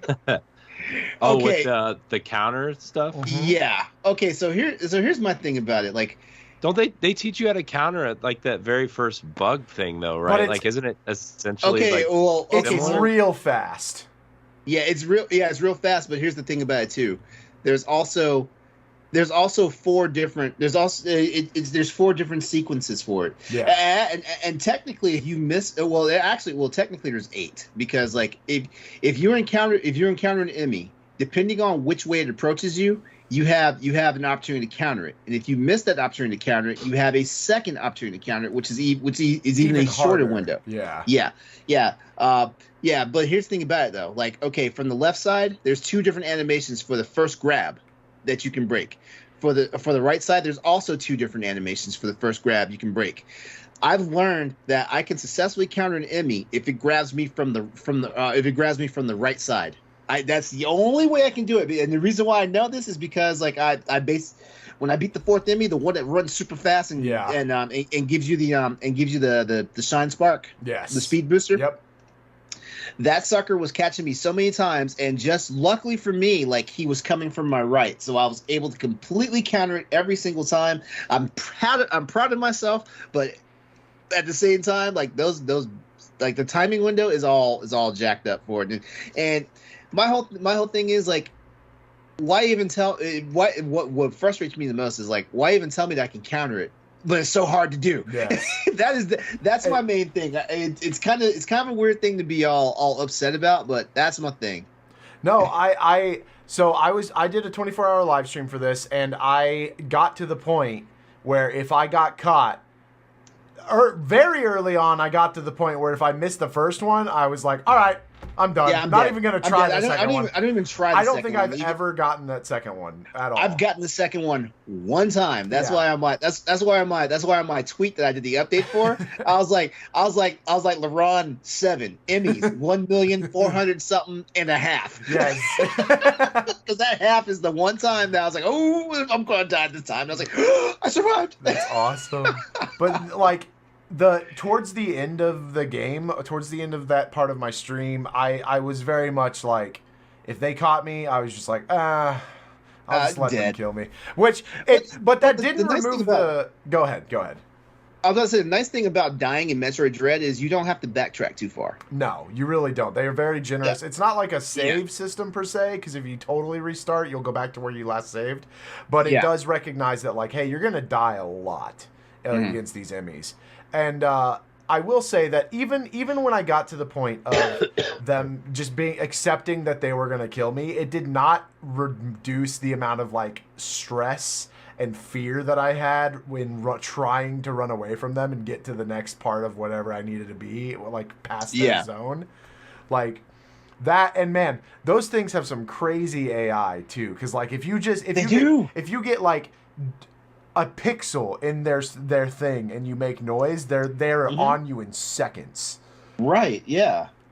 It's insane. It's absolutely insane. I'm very excited for y'all to get to the end of this game. If you have any doubts about whether or not you are going to enjoy it and play all the way to the end, you have to play all the way to the end. 'Cause it gets crazy. Like it gets so wild. It's something that you could watch, but experiencing it firsthand was so much better. Mm-hmm. But so totally agree. How are y'all feeling with Metroid Dread? How do you feel about the revival of Metroid as a series? I mean, I think this was the smartest thing they could have done, especially with the delay of Prime, right? Like, I think giving people a very, very good to even great 2D Metroid, like, because I mean, it gets people who grew up with Metroid and Super Metroid back into the series. It gives people because like Metroidvanias are like some of the biggest games out there right now, right? You see Guacamelee, Hollow Knight, Ori and the Blind Forest, and I mean, so many indie games are developing Metroidvanias because Nintendo just, to be honest, hasn't been doing it. Yep. And they want to show their love and appreciation for Metroid, and then you see Nintendo and Mercury Steam come out and deliver something that's truly an evolution of Super Metroid and the games that came after, right? And they just delivered. And a great game is a great game. It doesn't matter what genre it's in, doesn't matter what who the character is, the game design. Like, a great game is a great game, and Nintendo has delivered a great game, and Mercury's team has developed a great game. Like I told you guys before, like, I'm not a huge Metroidvania guy. They kind of give me a lot of anxiety and just, the backtracking and not knowing where I'm at and stuff. That gives me a lot of anxiety. Mhm. And the one game that I played a couple years ago, Dead Cells. Yeah. Like, I know that's kind of like a roguelite slash, what do you call it, procedurally generated style game. But the way that game played, the movement, the weapons, felt so good. And like, it's kind of why I haven't gone back to especially the older Metroid games, because the quality of life stuff for current games isn't there. And I just, it's giving me a lot of anxiety to like, oh, I don't have a map on my screen. I don't have a mini map. I don't have waypoint systems, or I don't have, objective markers or anything. Like, that gives me a lot of anxiety. But just playing Metroid Dread for the half hour, 45 minutes I have, my one thing is like the way Samus moves and the way she shoots and the weapons. Like, it just feels so good to play that, like, as soon as I started moving, like, I forgot all my anxieties about a Metroidvania game because it's just so much fun to play, right? And I think that really says something. Mercury Steam over the years has gotten a lot of crap for developing mediocre to bad Castlevania games. Metroid Samus Returns on the 3DS was good. I don't know if it was amazing. I don't know if it's like the game people wanted, although Metroid Return of Samus on Game Boy is like, It's hard. Those are the bones they had to build a remake off of. So I mean, it's not like they could really experiment a whole lot with that, right? I mean, we got the counter system and some melee stuff in that game, right? But like, I'm just gonna tell you, like Samus Returns remake was so impressive when you look at what the Game Boy game was. Yes. Like, yeah, no, I'm not taking anything away from that. I'm just saying, as if you look at it just as a game, it was a good game that was remade off the bones of a weird Game Boy game. Yeah. But now that Nintendo has kind of like let them loose to make a full-on Metroid game, and not even that, but like the baggage that comes with the name Metroid Dread, the development baggage, that game was listed in Nintendo Power to come out in 2004 on the Game Boy Advance, guys. Mm-hmm. Here's my question though: why the name Dread though? Like, there's nothing really scary about this game. No, there's something in one of the games that hit, like the dread is something. I don't know. Sorry, Jacob. You look like you were going to say. You probably have a lot more intelligent answer than I do. So the name Dread comes from, I think originally, and Nintendo themselves does say that this is like their most like thematically dark Metroid game, and it is. When you get towards the ending, there's things that happen that you learn that are very dark, and like, if you don't get caught up in just the hype of it all, it makes you question a lot of like, wow, this is kind of messed up. Okay. But, all right, so I know to keep an eye out for it then. Yeah, and it's very easy to get lost in the hype of it all, but then like I loved it so much that I played through the ending sequence again and like started noticing these things of like, oh wow, that's actually like really messed up and dark and cruel.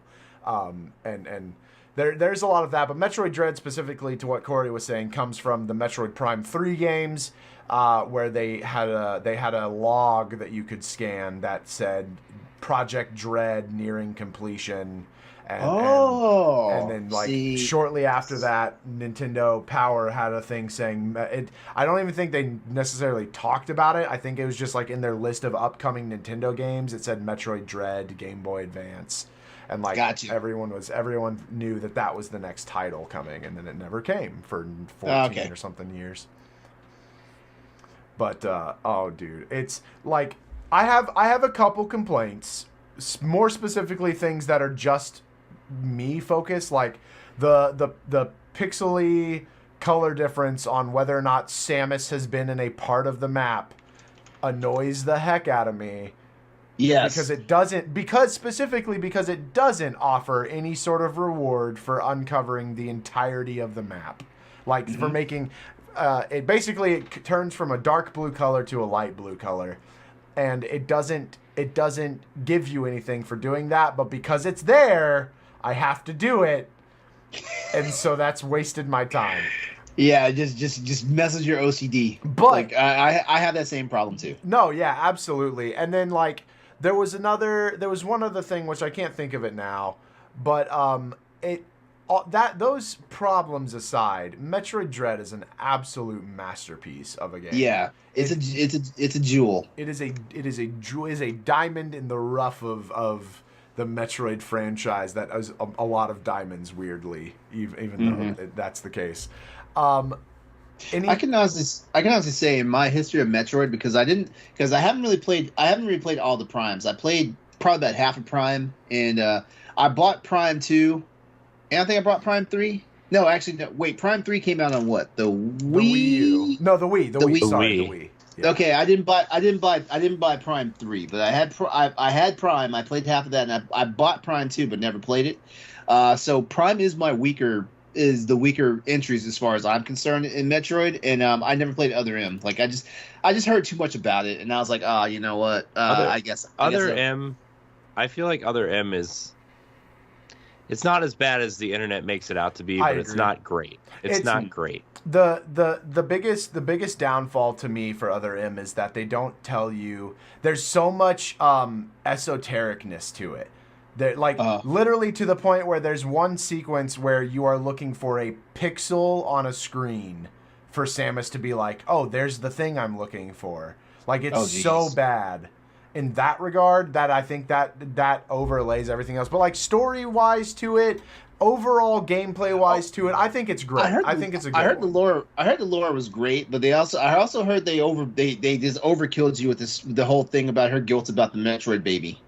Yeah, well, yeah, so I think the funniest thing about that is the voice actor for Samus at the time, every time I think they used one line for when she says the baby. I think and it's always the same. It's always the same inflection, everything, and she says it a lot, so it gets draining real quick. Yeah, which sucks because that was Jennifer Hale that did the voiceover for Samus, and they basically killed all of her dialogue. Yep. Any last thoughts on Dread though? I'm excited to keep playing. I'm really excited for my review. Yeah, I'm really excited to keep playing. I think I might put some sort of like quick look up on the YouTube channel or something just to give people a feel for it, because it's really good. It's really fun. So check out our first impressions on the website. Like David and 3 other contributors for the writing team. Like actually their first impressions. I can't remember what day it went live. I want to say it went live on Saturday. I think it was it Saturday or was it yesterday? Let me check. Well, while you're checking on that, I will say there are not a lot of games that I play through. There's 4 actually now. There's 4 games that I've played through, and as soon as I was done playing, I immediately started another playthrough. Like I wanted to keep playing even though I was done. Metroid Dread reached that for me. Like I did not want to stop playing, and I jumped into another game immediately after I finished.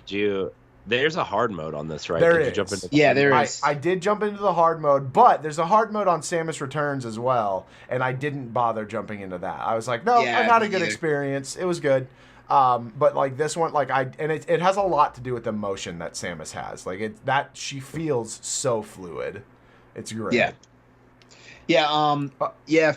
With this, dare I say, like by the time I beat Metroid Dread, this might finally be the game that knocks Super Metroid off the pedestal for me. Yeah, I could see it, man. I could see it. Corey, when was that article posted for us? Yesterday.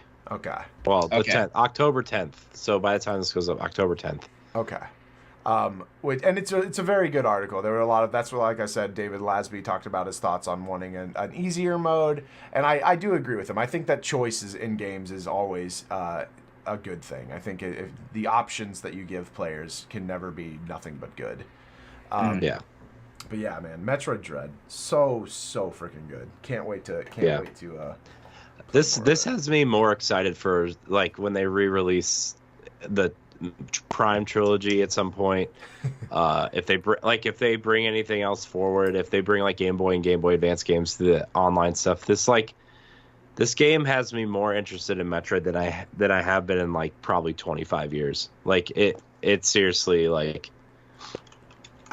like I said, like just playing it feels good, and that's what has me interested to keep going. And you know, I haven't really dived into a Switch game in a while. Like really dived into a Switch game. Like I played a lot of Mario Golf, like, but I mean, like, you know, that's not. You know, Nothing about Mario Golf keeps you up late at night thinking about Mario Golf.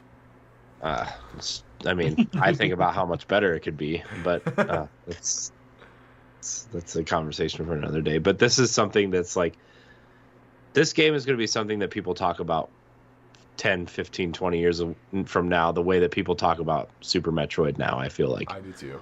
And that's saying something. So can we just acknowledge that the Switch has had so many franchise highlights?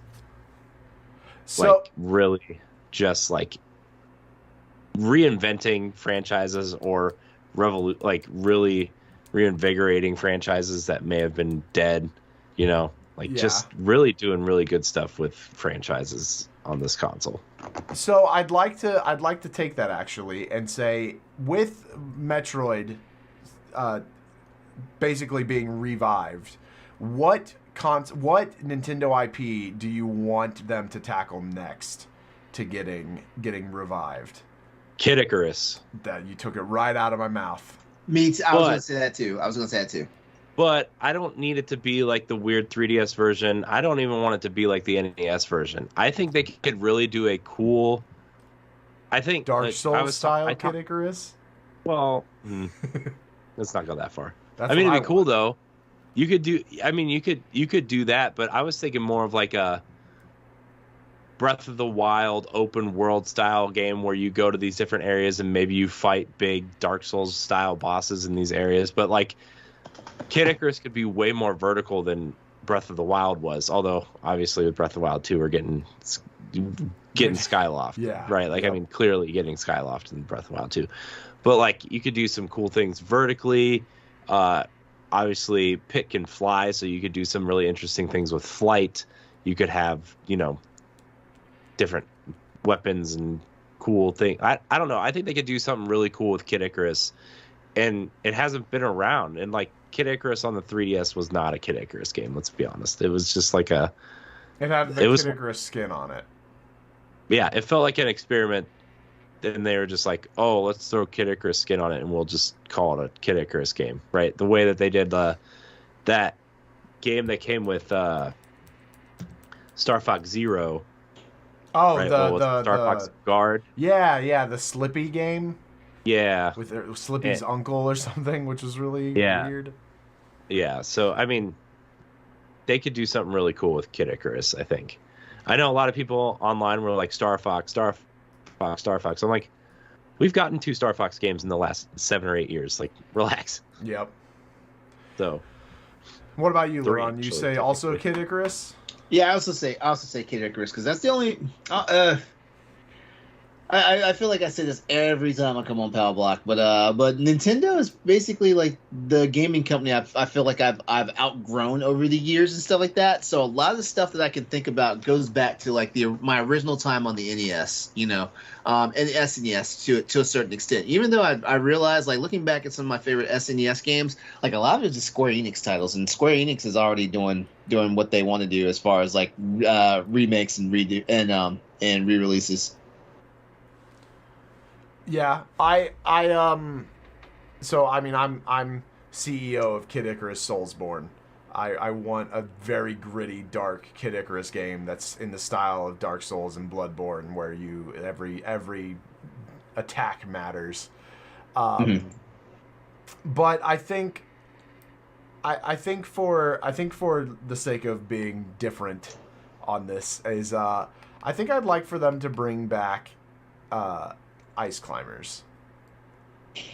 I think I'd like for them. That's a fun entry. Well, the thing they could do with Ice Climbers, they don't have to make a full $60 experience, right? They could do like I don't know if you guys played the game Good Job, yes, or if you played Snipper Clips, yep, or like one of these, or even like Box Boy and Box Girl, right? Like they could do this small $15-$20 experience where, you know, you solve puzzles with the ice climbers or, you know, solve these little platforming challenges or something. They don't have to make that game. They can make the $20 to $30 experience and have it be really great.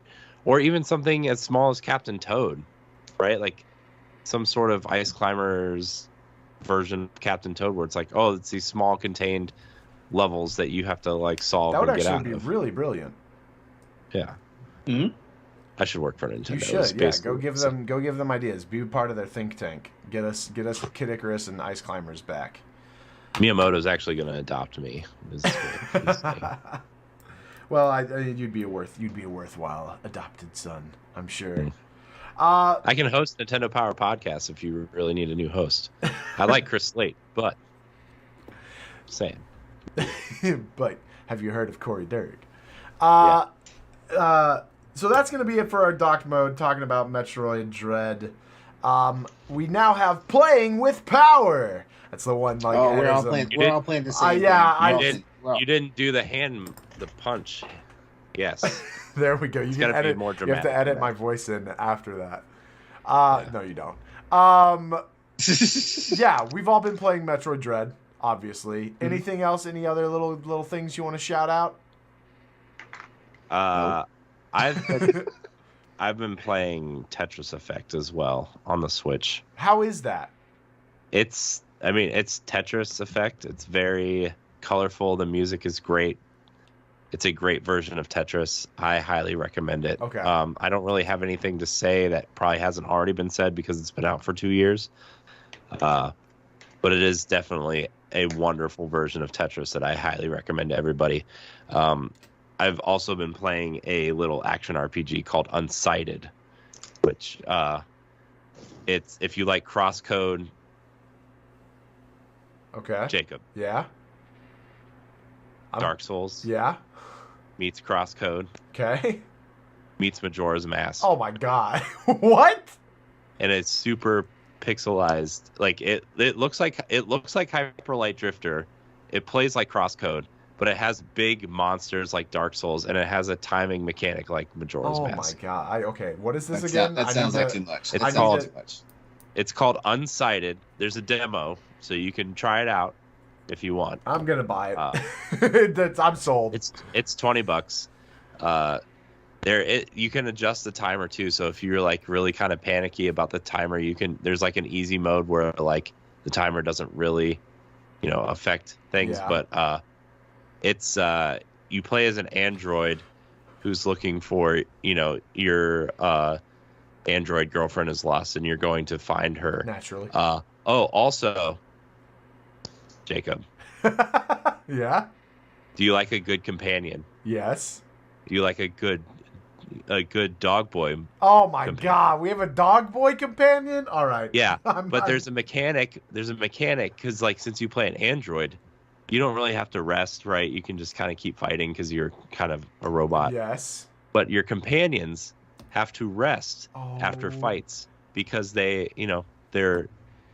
organic matter, they're organic life forms. So but sometimes depending on how you train or use your animals or whatever, like if they don't have high enough stamina, it could take 2 or 3 in-game hours it's not like real 3 hours, right? It's more whatever I don't know Yeah. the timing. Yeah. I didn't really time it out in real life hours compared to in-game hours, but like it takes 2 to 3 in-game hours to like rest your dog. And so like if you get into a big battle and you don't have your companion because it's resting, it could be a little bit harder. So I'm you sold. gotta balance that as well. But it's cool. It's really neat. I'm sold. I recommend it if you like 16, 32-bit action RPGs. Yep. LeRon, nothing else other than Dread from you? Actually, I'm fibbing because I'm doing my October horror game stream right now. This is the inaugural one for me, and I'm doing the entire Dead Space trilogy right now on my Twitch channel. Which so is right where? now, twitch.tv/exodus803. Yeah, but yeah, like right now, I'm currently in Dead Space 1. I'm doing something a little quirky with this one. I'm going to do the one gun run, where basically there's an achievement or a trophy in the game where basically you beat the game using just one weapon. It has to be the plasma cutter, which is the original weapon that Isaac gets from the very start. It's doable. It's doable. Trust me. Like there's not that much challenge involved in it, but yeah, I'm going to do that. I'm just going to relive the glory days of back when I was playing on PS3. I'm playing the PC version, so there's that. And then as soon as I beat that, I'm going straight to Dead Space 2. I'm going to have some fun with Dead Space 2. Basically, I'm going to use a 100% boosted save file that have all the weapons unlocked because you guys have to see the hilarity that is the foam finger gun. And I don't know what I'm doing for Dead Space 3 besides playing the full game, like Dead Space 3 plus the Awakened DLC. All right. And I've made the promise that even if for some, because it's October 11th right now, even if I do not finish all 3 games by the end of the month, I will continue playing until I get them beat. Excellent. I love Dead Space, so I need to tune into your streams or your VODs or something and watch because I absolutely adore the Dead Space series. I can't wait till we get cloud versions of Dead Space on. Nope. I mean, at that point, I'm gonna have to side completely with Hypecaster and just say, nope, it's Nintendo's fault. How dare you bring this cloud service to us? Just dash my hopes and dreams instantly while also being a troll and bringing them to the system. I did air quotes for anybody there that's just listening. Don't get me started because I'm about to go on another rant about Kingdom Hearts. Yeah, I know. Me too. I have been playing Metroid Dread. I also played a little bit of Among Us with my Otter Kingdom community, which we do every Saturday night. Twitch.tv/Galutrad. And I played. Have y'all played Pico Park before? Do you know what that is? It's a very adorable, it's like $5, very adorable little indie game where you have to work together with your friends. And it is the cause for a lot of hilarity. Very simple. All you do is move and jump. But then there are like rules. Like for instance, there's a group Tetris game where you all have to guide blocks on one single map to make Tetris lines. And then there's also there's one where you're all linked together with a rope, and so like there's physics involved. So if one of your characters falls off, you might be able to pull them back. But if more of them starts falling off, you just pulls everybody down. Oh wow! Yeah, it's a very cute little game. $5. It now has online on the Nintendo Switch. Highly recommend it. It's very, very good.